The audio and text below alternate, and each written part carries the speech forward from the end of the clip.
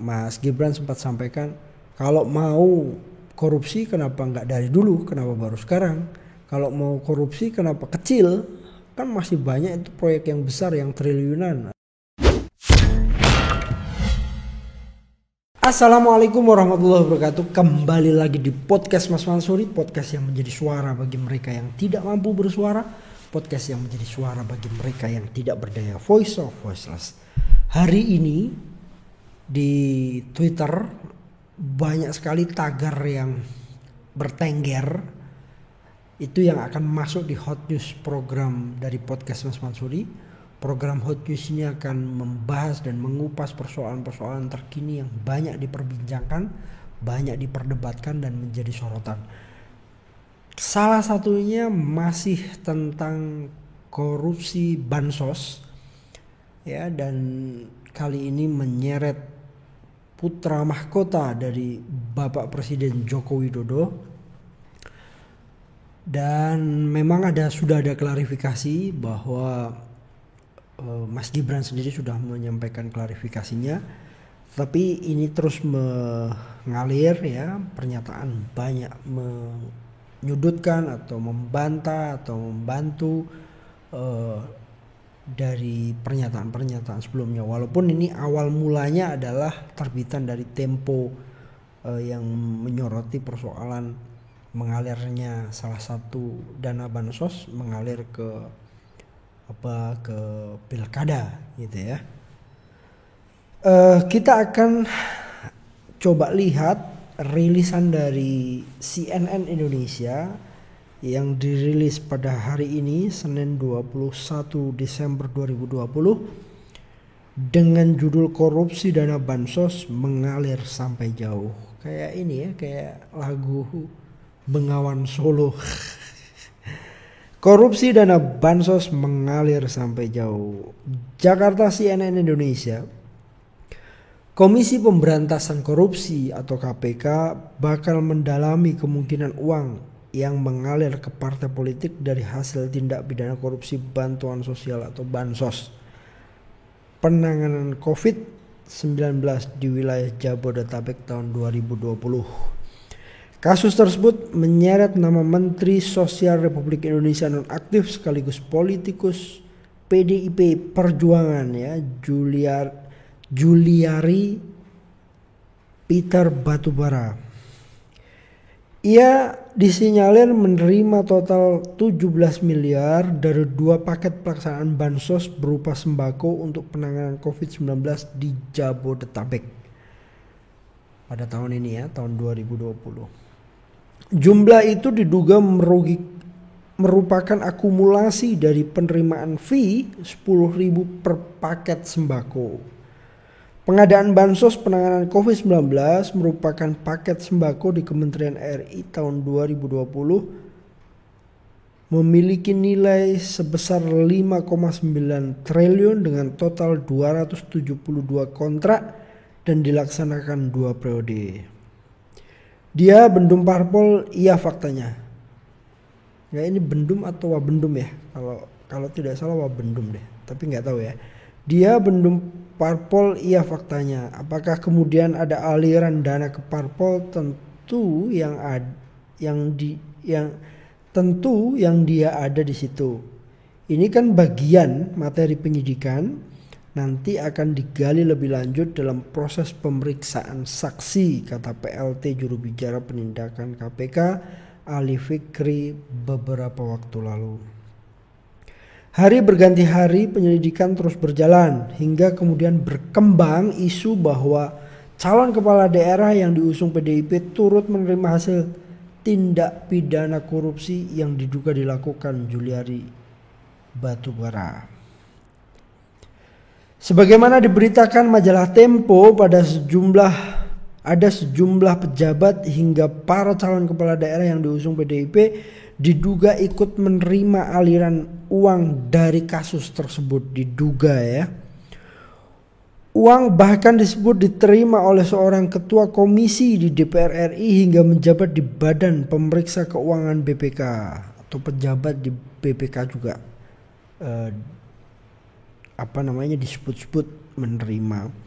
Program bansos bagi masyarakat yang terkena dampak COVID-19 itu diduga dirancang untuk menjadi proyek bancakan dengan mekanisme penunjukan langsung.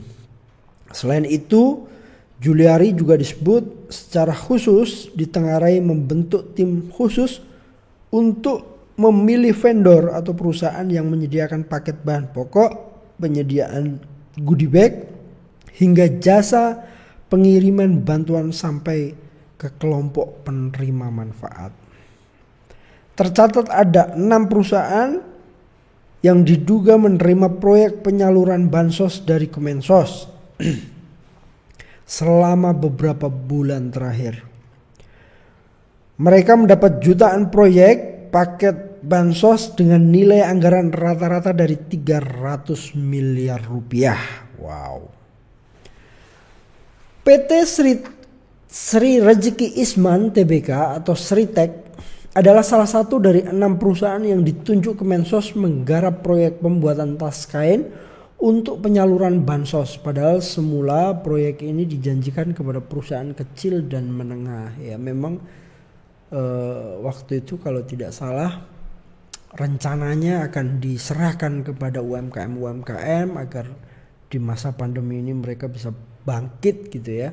Tapi tiba-tiba diberikan kepada Sritek ya, salah satu perusahaan dari Solo kalau tidak salah. Saya lanjut ya. Nama Sritek muncul setelah mendapat rekomendasi dari anak Presiden Joko Widodo yang maju di Solo, Gibran Rakabuming Raka. Menanggapi hal itu, manajemen PT Sritek membantah dan mengatakan bahwa pihaknya tak pernah berinisiatif untuk meminta proyek pembuatan tas kain penyaluran COVID-19 di Jawa Tengah. Penawaran merupakan corporate communication PT Sritek. Menurut Corporate Communication PT Sritek, Joy Citra Dewi justru datang dari pihak Kemensos. Informasi dari marketing kami approach oleh Kemensos untuk memesan tas bansos ini, ujar Corporation Communication ya, Corporate Communication PT Sritek Joy Citra Dewi Minggu 20 Desember. Dalam kunjungannya ke pabrik Sritek di Kabupaten Sukoharjo pada pertengahan Juli lalu, Sekretaris Jenderal Kementerian Sosial Hartono Laras menyebut kementeriannya menggandeng PT Sritek untuk membuat 1,9 juta tas kain.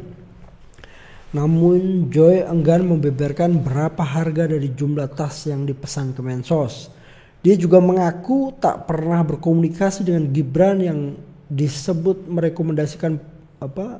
merekomendasikan perusahaan tersebut mendapat proyek pembuatan tas kain bansos. Tidak ada komunikasi dengan Mas Gibran ini, katanya Joy ya.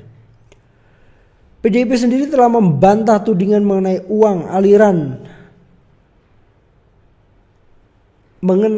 aliran uang Ketua Badan Pemenangan Pemilu DPP Bambang Pacul Wuryanto menentang pihak-pihak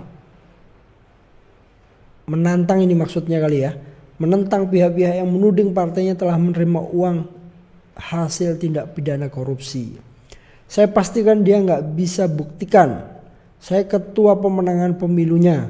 Kasih tahu kalau ketua pemenangan pemilunya marah gitu, kata Bambang saat dihubungi melalui sambungan telepon kepada CNN Indonesia.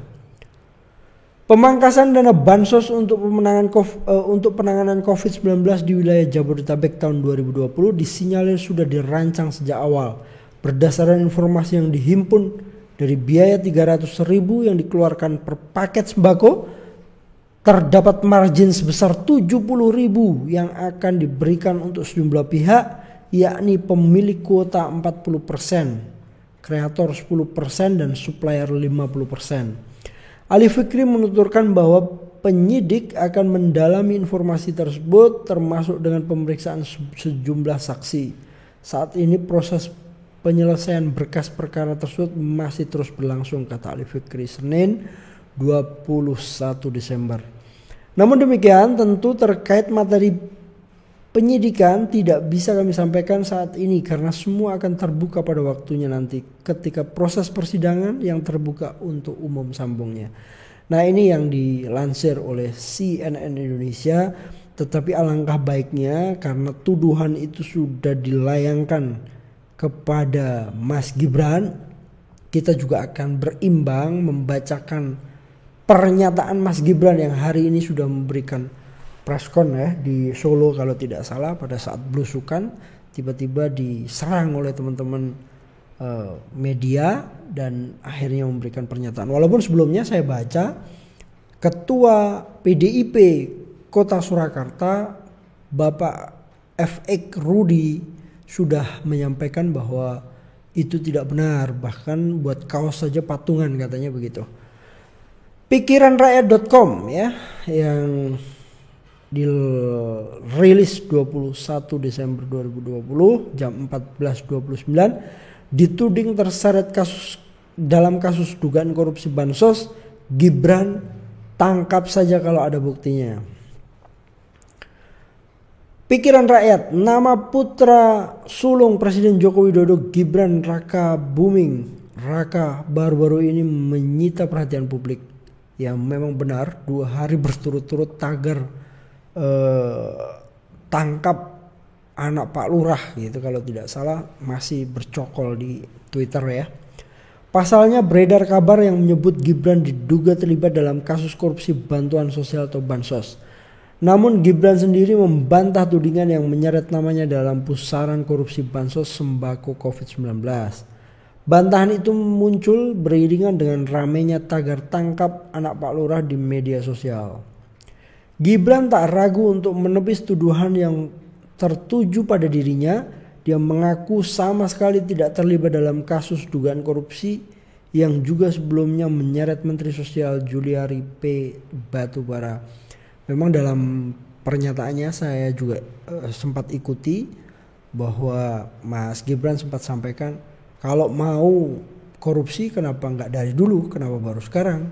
Kalau mau korupsi kenapa kecil?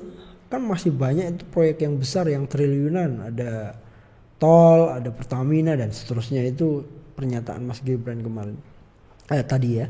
Sebagaimana diberitakan galamedia.com dalam artikel tagar tangkap anak Pak Lurah menggema Gibran kalau ada buktinya sini kata.